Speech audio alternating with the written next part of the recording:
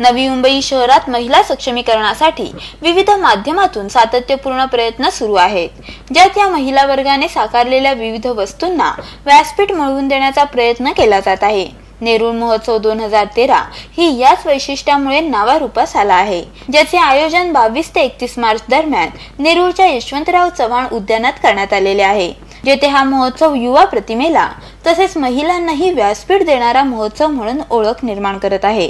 या महोत्सवाला ठाणे जिल्हा पालकमंत्री नामदार गणेश नाईक यांनी भेट दिली। यावेळी या महोत्सवातून निर्माण होणारी ऊर्जा खरोखरच चैतन्य निर्माण करत असल्याची भावना त्यांनी व्यक्त केली।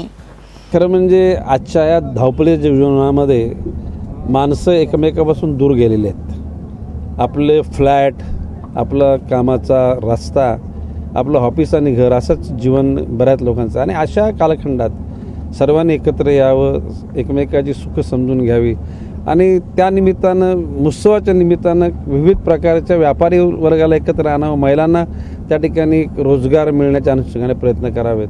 आणि म्हणून शशिकांत बिराजदारांच्या नेतृत्वाखाली हा नेरूळ महोत्सव या ठिकाणी साजरा होत आहे।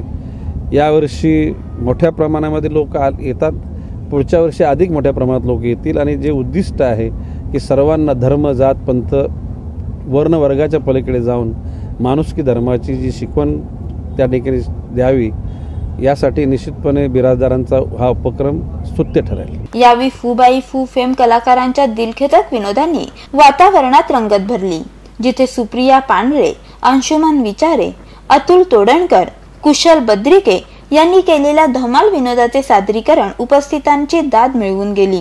नाही मोड कसा असेल, नाही असा कसा गुरुवार? हे बघा, सोमवार, मंगळवार, बुधवार आणि गुरुवार। आजचा गुरुवार आहे, पुढच्या गुरुवारी या। चला चला निघा चला। काय भानमतीचा खेळ लावलाय का? काय तर म्हणे जंगल जंगल बात चली है, पता चला है चड्डी पण के फूल खिले। तुझ्या बापाने कधी असं गाणं गायलं होतं का? ही हाफ चड्डी घालून मला घाबरवू नको, सगळं गाव मला घाबरतो। गावामध्ये एखादं छोटं पोरग जरी रडलं तरी त्याच्याही बोलती बाळा झोप, बाळा झोप, नाही तर निळू फुले येईल आणि तुला नाही मला त्रास देईल, तुम्हाला घाबरवतो। अभ्यास करायचा गाडवानी घेतो मकरंद अनासपुरेची। नाही नाही, हे बावड्या, नाव काय रे तुझं? तुझं म्हणजे कसं झालंय, शेंबूड तुझ्या नाकाला आणि तू नाव ठेवी लोकाला, होय तिकडे। मुली घाबरतो, सैरावारा पळू लागतो, पळता पळता भेटतात आमचे अशोक सराफजी। पाहूया काय म्हणत आहेत तुमचं आमचं लाडकं विनोदी व्यक्तिमत्व अशोक सराफजी।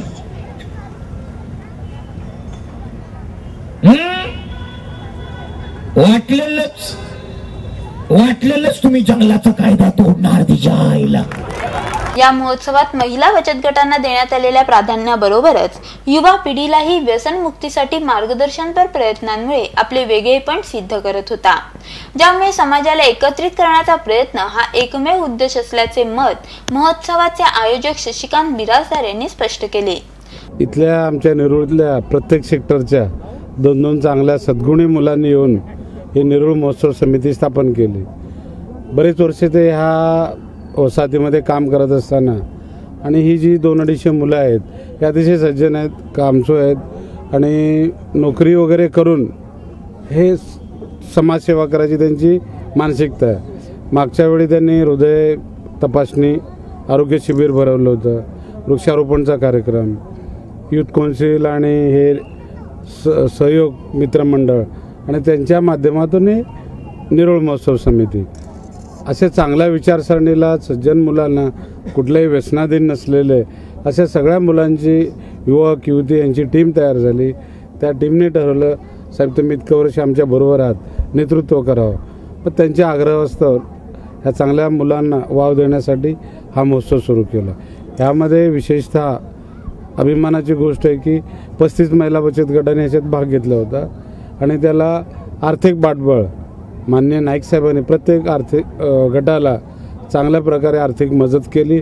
त्यानुसार त्यांच्या जीवनामध्ये एक नवीन धाडस तयार झालं की आपण चांगल्यापैकी करू। कॅमेरामन गोपालसह सोनल नलावडे यांचा रिपोर्ट।